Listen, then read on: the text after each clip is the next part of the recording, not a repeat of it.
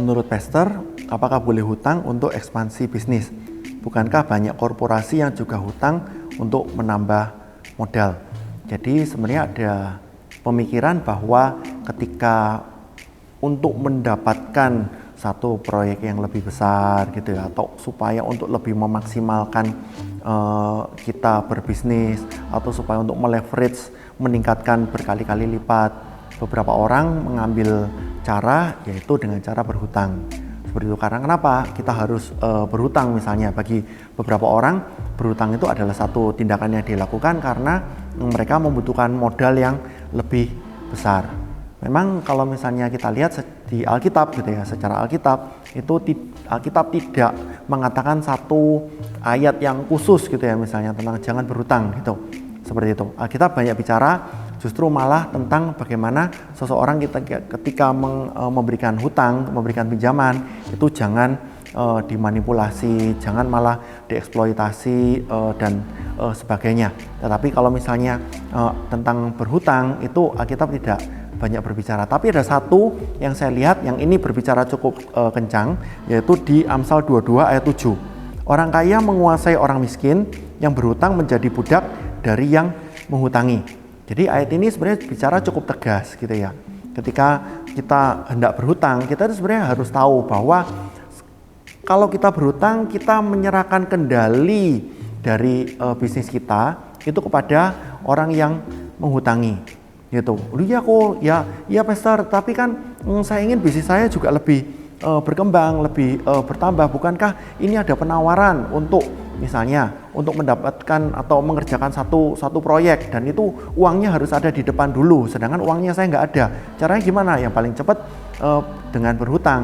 Nah, saya ingin kita semua juga waspada dan berhati-hati. Gitu. Ada banyak orang yang setahu saya itu biasanya ketika mengejar satu proyek yang lebih besar gitu, misalnya belum dipegang tetapi sudah berhutang dulu, sudah mempersiapkan sarana prasarana dulu, tetapi ternyata dia nggak menang tender begitu. Jadi saya ingin mengingatkan bahwa kita harus benar-benar tahu, memastikan bahwa proyek itu ada di tangan dulu, baru setelah itu kita memikirkan kemudiannya seperti apa gitu. Jadi jangan sampai akhirnya kita sudah kadung berhutang, beli sana sini gitu ya, dengan satu tindakan yang spekulasi lalu ingin menunjukkan bahwa sudah siap, ternyata ditikung oleh perusahaan lain. Akhirnya kita nggak mendapatkan apa-apa, lalu kita kejeblos, bagaimana kita pusing gitu, bagaimana kita stres untuk membayar hutang akibat ketika kita mempersiapkan sesuatu proyek yang ternyata kita nggak menang.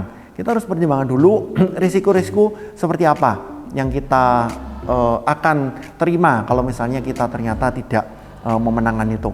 Kita harus mempertimbangkan dulu risiko-risiko apa yang kita terima kalau misalnya kita tidak bisa ekspansi atau ternyata kita gagal ekspansi. Kita juga harus memikirkan risiko-risiko apa yang kita terima kalau misalnya ternyata terjadi pandemi seperti sekarang ini, misalnya COVID-19 gitu. Ada begitu banyak usaha yang ambruk, usaha yang rontok, usaha yang jatuh karena, dan itu orang-orang yang berhutang itu semua pada bingung gitu bagaimana cara membayar hutangnya.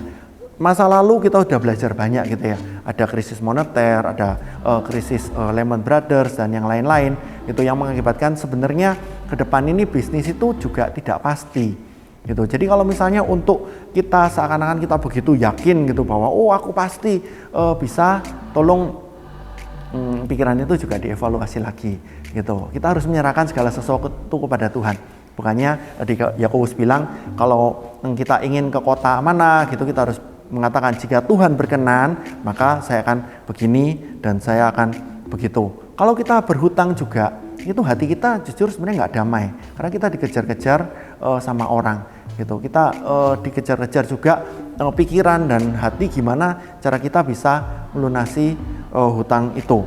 Jadi dan kalaupun kita berhasil pun gitu, jadi pihak bank itu juga akan menawari kita untuk hutang yang lebih besar.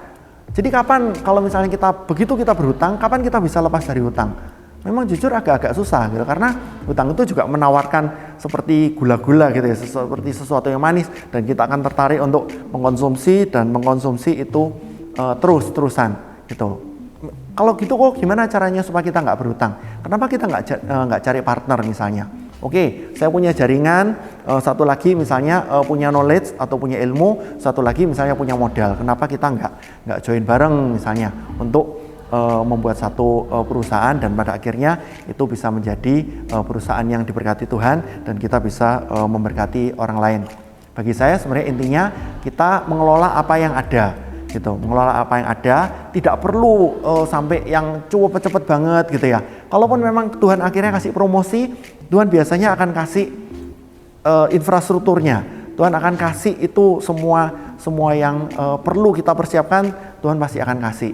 Jadi jangan sampai kita akhirnya dengan dengan emosi, dengan pikiran yang tidak bijaksana, pikiran yang terburu-buru, lalu kita berhutang dan sebagainya.